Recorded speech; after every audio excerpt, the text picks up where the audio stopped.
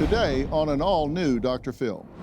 Defunding the police. It's a complete disaster. There's chaos at night. There's fires, there's shootings and stabbings. We don't have enough police. Helpful cause? People will do desperate things in order to survive. You're not solving anything by arresting those people. Or harmful ideal. We're not trying to win an argument, we're trying to solve a problem. What's your take on all this? Yeah, well, just as you said, Dr. Phil, one of the things that I thought was quite confusing from the beginning was when you say defund the police, depending upon whom you're talking to, it means different things to different people. So some people would say it means divest and invest in other areas. Some people say it means abolish.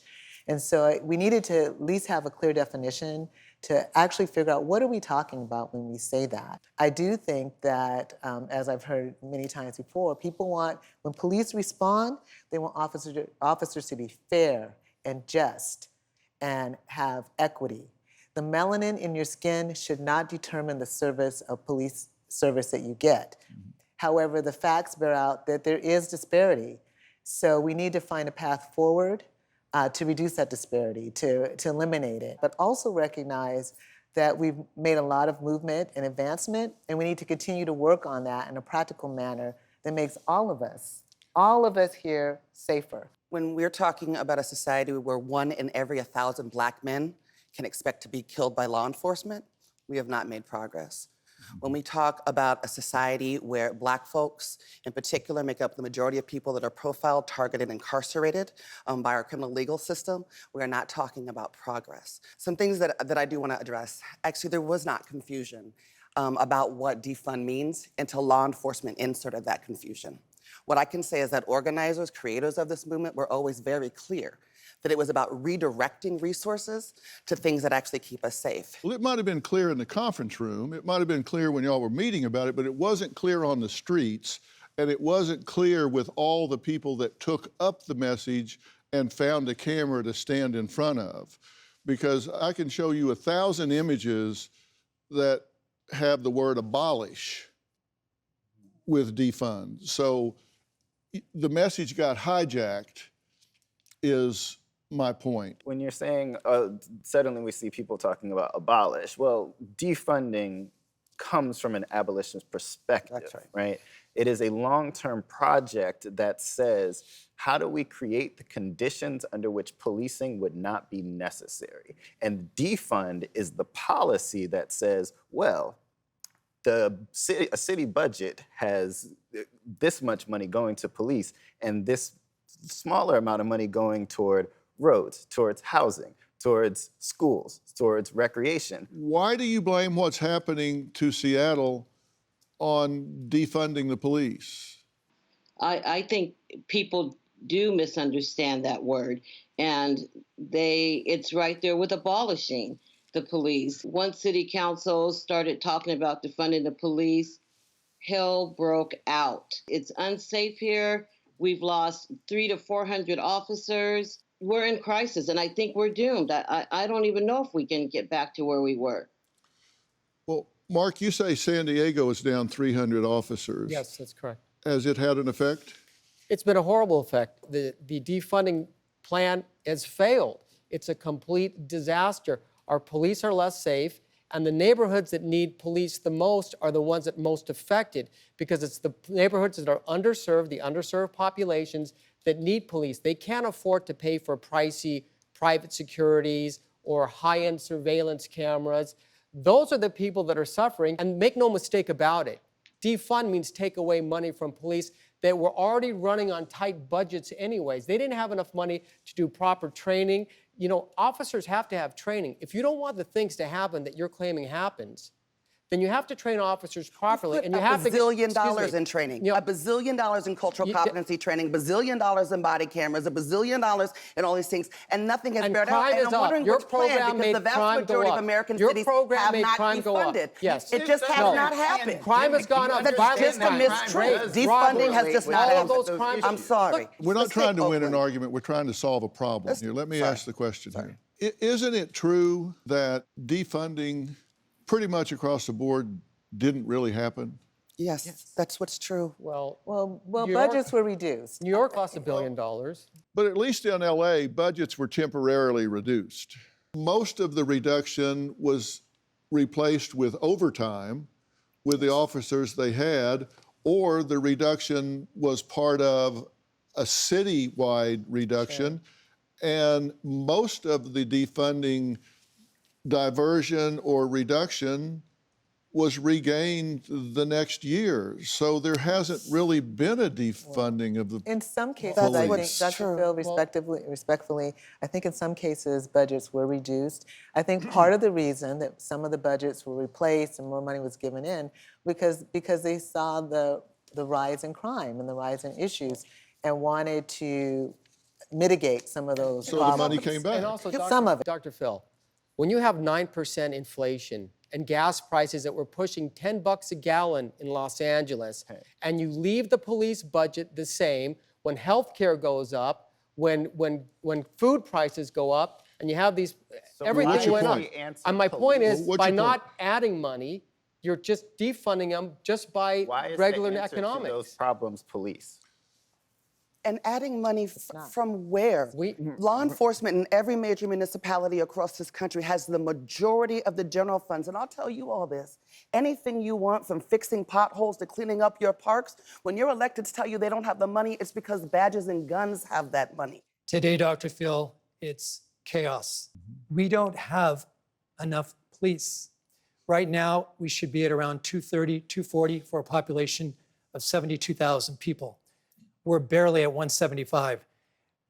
There's chaos at night. There's fires, there's shootings and stabbings. It's a dangerous area. Even city employees are being attacked. I want to introduce y'all to a man who wouldn't even be sitting here today if it weren't for the police. He says he once feared the police until one talked him off the ledge, literally. He now dedicates his life to advocating for suicide prevention and law enforcement. So, Kevin, thanks for joining us. Appreciate you, sir. Thanks for having me. You had a life-changing experience with Absolutely, the I police. did. What happened? March 11, 2005, I was overwhelmed. I had spent 22 years not dealing with my pain, lying about who I was. Born and raised in Oakland, California, never talked about mental health, never talked about anything that had anything to do about feelings, emotions, and I got overwhelmed that day. And I drove myself to the Golden Gate Bridge, and on that day, I literally got out there. And the only thing that stopped me was that officer, who I never even know. At the time, I didn't even know he was an officer. I thought he was a human being. Later on, got to meet him 8 years later and found out he was an officer, and it changed my perspective of how I looked at law enforcement. I used to call them cops, now I call them law enforcement, because I realize they are human beings and they're flawed, and you know they make mistakes, but they're not trained. The key word of what he said, they're not trained for certain things. They're trained to handle, they're trained to supposedly handle situations, but they're not trained to handle how they feel about themselves. They're trying to figure out their own lives along with having this job that expects them not to be human. And I think that we have to understand their point of view too. Now that I've been on both sides of it. So how long did this stranger talk to you? 92 minutes. Oh, specifically. Yeah, 92 minutes. And he got you to walk away. Dr. Phil, could I just speak to that for a second with law enforcement? Because most police officers die because of suicide that are on duty. They don't die because they're hit by a car. They don't die because they were shot by a suspect. They take their own lives. And when you defund the police, you prevent them from having enough money to provide themselves with the mental health services they need. I'm sorry, law Exactly like enforcement that. officers make so much money. We've got officers in Oakland that are making between $350,000 to $420,000 a year. And brother, I'm so glad you were sitting here and that was your experience. The facts are, however, that upwards of 50% of people that are murdered by law enforcement are in the middle of a mental health crisis. What your question is presuming is a world as it exists currently, right? And so when I say, oh, I don't believe there's a need for police, what I'm saying is that there has been so little investment in creating the conditions under which police would not be necessary. And that is the issue. That is the holistic issue. And people are creations of the society in which they live in. And if you are a society that has such massive inequality, and you are a society that is based on racial and gendered hierarchies, and you are a society that deprives people of the resources that they need to live, talking about housing, clean water, food, all of these things that are part of an equitable society. You're talking about people that will do desperate things in order to survive. And so you're not solving anything by arresting those people. You are not solving anything by shooting and killing those people. I agree with you 100% on society's failures about how that person became a criminal. My point is we also live in the here and now. And if someone invades my home and has my You want 'em wife arrested. held hostage in the bedroom tonight, Sure. I don't give two about where they came from tonight. What I care about is a solution tonight. That doesn't mean that we don't need to solve the problem so my grandchildren don't get held hostage in their bedrooms 20 years from now. But when you say we don't need police because of developmental failures, that doesn't solve the problems that are occurring tonight, tomorrow night, the next night. Those things have to be dealt I with. hear you. I truly, and I'm not being facetious, I hear you. That is the fear that continues to drive us toward more No, policing, that is the though. reality in which That we is the live. fear- That's not that a is- fear. yes, Fear yes, it is the fear anxiety or based on an anticipation of understanding that something that could may be there. happen. What I'm describing is something that is happening, and we have to have guardrails. We have to have someone to turn to. We have to have someone on the end of 911. I don't think that you can just land all those racial issues and put them on the police department itself. Because police departments recruit from society. And in fact, I would argue that there are much more stringent vetting of police officers than, say, your school teachers, your medical doctor, your bus driver, your postal worker. All of those other professions do not have the ability to make a decision in a half a second of whether they're going to shoot somebody or not. But And they that's have the the difference. ability Thank you, Lori, to- actually, yeah. for bringing us back to the point, because Yeah. I want to do something But I they should do have done have at the the top of ability the to show. affect the Natasha life. McKenna, They absolutely Tamir do. Rice, They do. Grishario Mack, Oscar Grant, Mario Woods. I could go on and on because what I do every day, is hold or listen to or comfort women that have been raped and families that have lost their loved ones to the unthinkable. That is what happens. And so when we talk about law enforcement's humanity, I understand we need to have that conversation, and I'd agree that we need to deal with their trauma. But when they're having a human moment, Right. that far too often means we end up dead. But let me explain something that's going to happen if you defund the police. Some other organization is going to take over the responsibility. And it's either going to be a gang, organized crime, it could be anybody. But if you defund the police and you have people feeling less safe in their neighborhood, somebody is going to patrol that neighborhood, and you may not like what they do. Desmond, what do you want to say? We need to be, in my opinion, as somebody who studies education, a little bit more careful, because I know it's hard to remember, but we actually are on the same side here.